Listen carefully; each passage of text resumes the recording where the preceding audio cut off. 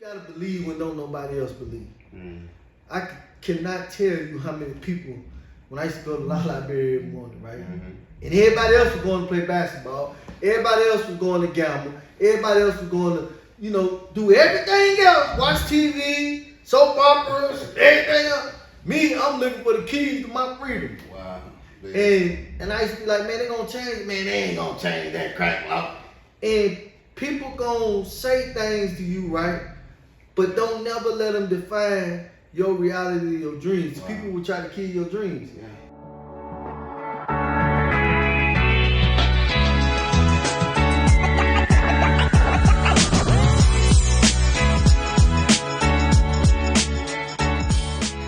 Welcome to another edition of Future Leaders Podcast. And today I have a special guest, my man who's doing some great things in the Charlotte and the surrounding areas, doing some great stuff. So if you wouldn't mind, give people a quick introduction of who you are. Cedric Dean, born and raised in Charlotte, did 22 years, 11 months in federal prison. Out here, man, making amends for my past sins. Wow, that's what's up, man. So we're so privileged to have you here, man. So if you wouldn't mind, just you say you from Charlotte. What about in Charlotte? Man, I grew up in Winsome Trails. Okay. I caught my federal indictment in Southside. Wow. Boulevard Homes. Okay.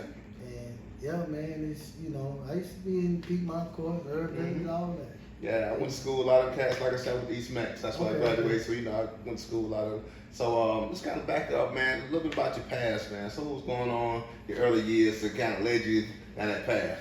Well, I was born and raised to a mother that was 18, single parent mother. Wow. And she had 3 jobs. Okay. She got up in the morning, went to the Charlotte Water Department, got off there, went cleaning office buildings, and then she was a secretary for the church. Wow. So, they gave me a lot of free time on my hands, being a single child to a single mom. Yeah. I'm out looking for love in all the wrong places and got tied up with a youngster named Marcus Massey, and next thing you know, we robbing and shooting drug dealers. Wow.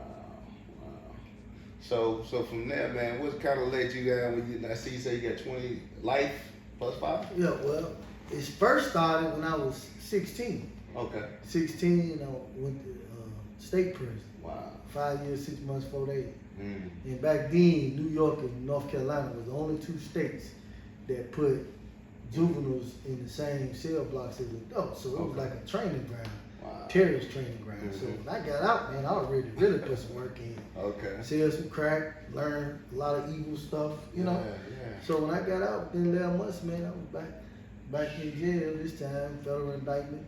Nobody told me that if you sold crack within 1,000 feet of a playground, or if you had a scrap on, within a school playground or a public housing project, that you could get a mandatory 5 years. So that was the 5 that they put on top of the life sentence that I got. I was 22 years old at that time, and I didn't deserve life. I didn't deserve life.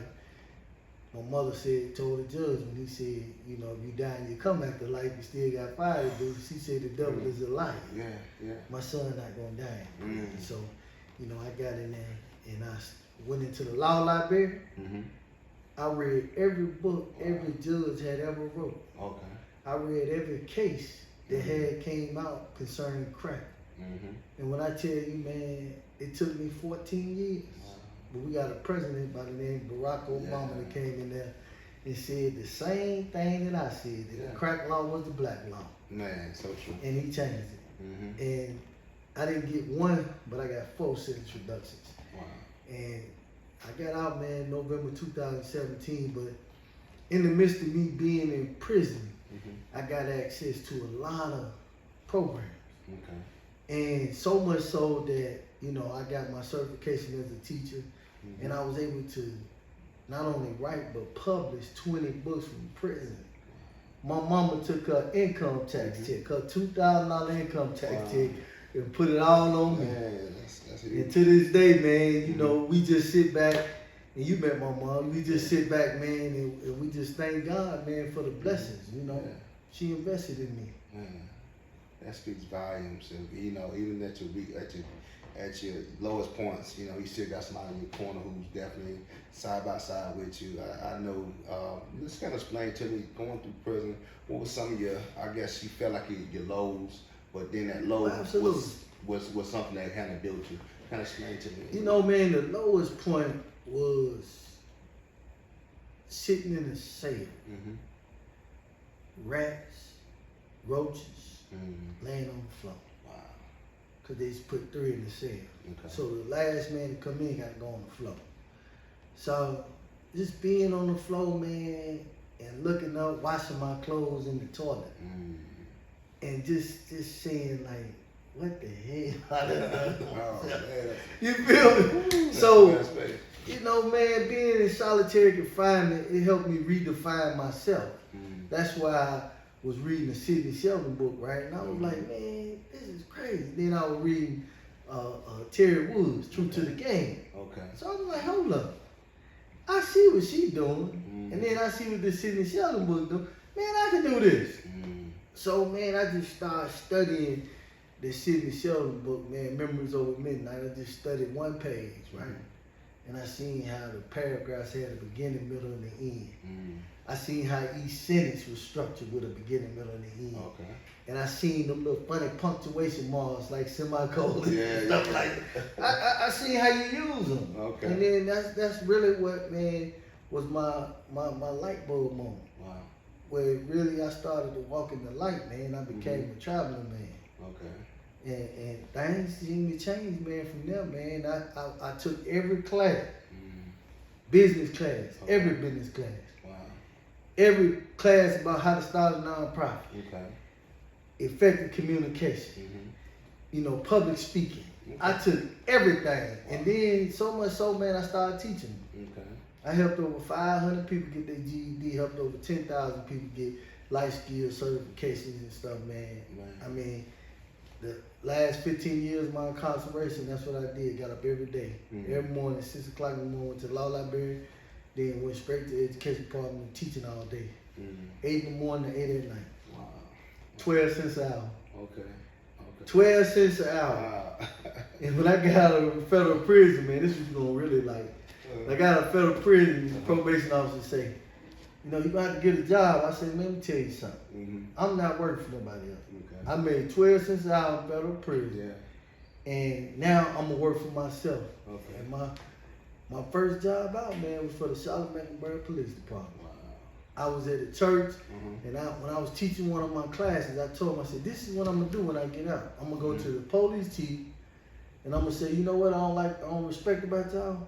If I want to help cooperate to incarcerate our kids, you give me the chance to do that. I want to help save them. You going to give me a job? You gave me a job, man. Wow.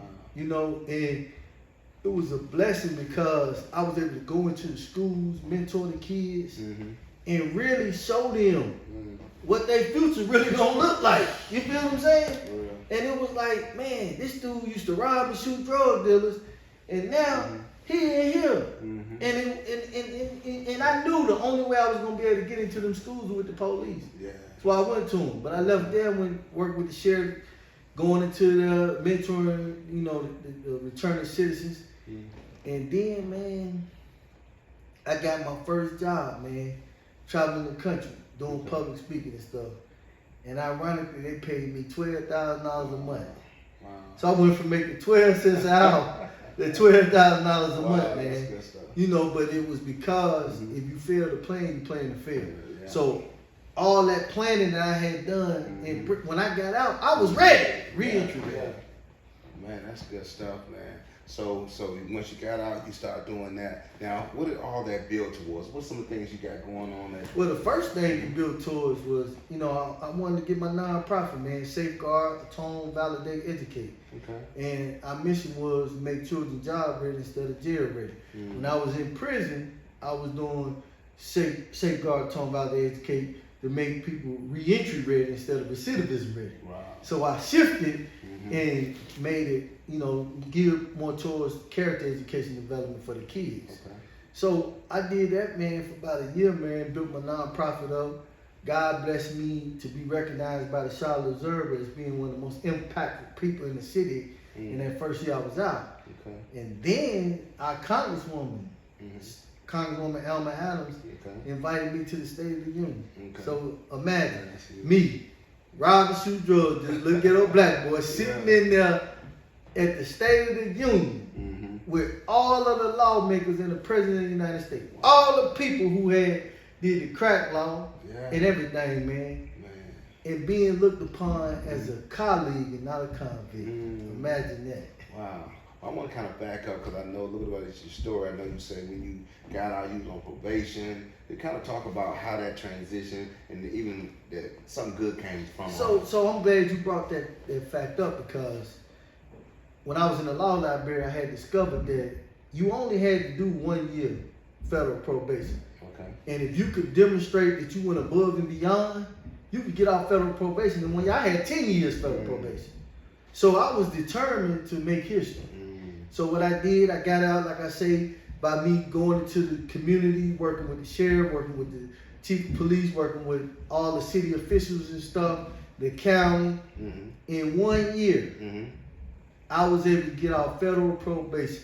The first person to ever have 10 years probation and get out, because man, I put the work in. I documented everything. I'm doing what you're doing right now. Yeah. I posted everything on Facebook, so nobody could be out there saying, man, he out here doing this. Okay. He out here selling drugs. Because, you know, people don't understand. Man, he come out of prison, making $12, he getting all this money, man. He got to be getting dope money. No. Yeah.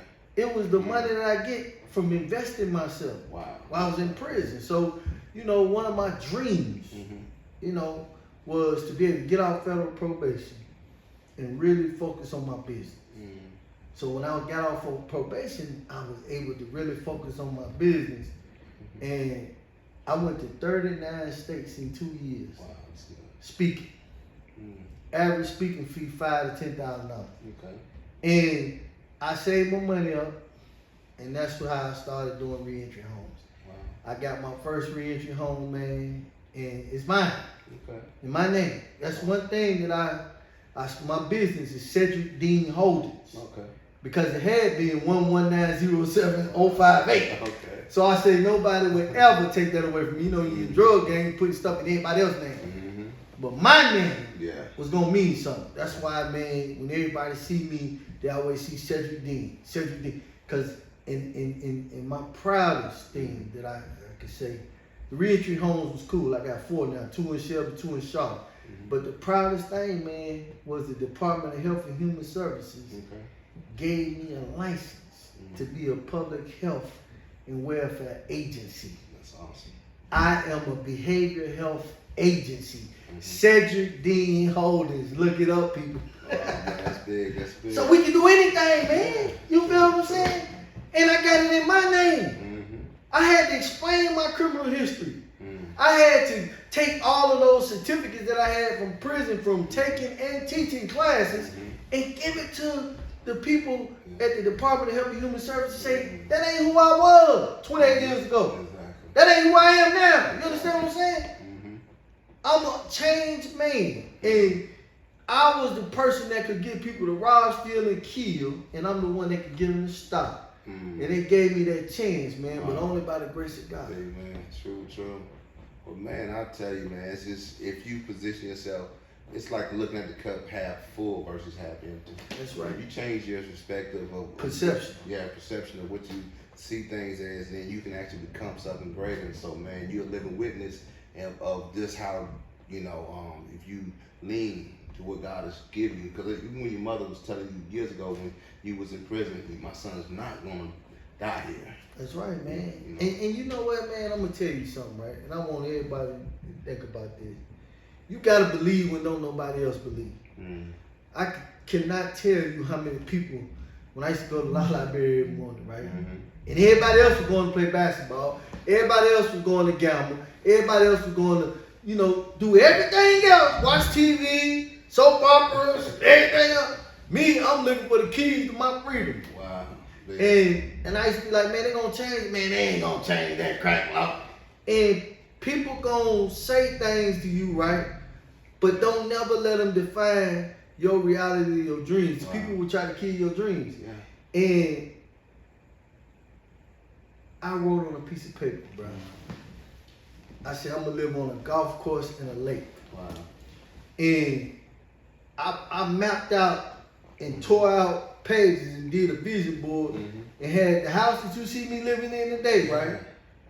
This was the house of my dreams. And I never stopped, man. I never stopped. Before you shoot, you gotta what? Aim. And this was what I was aiming at, man. Wow. And now, you know, I had a Buddy Ray Moore Savings Center to be able to teach the character education, you know, to be able to provide opportunities for people who are struggling with drugs, veterans, returning citizens, because we suffer with the same thing, PTSD, man.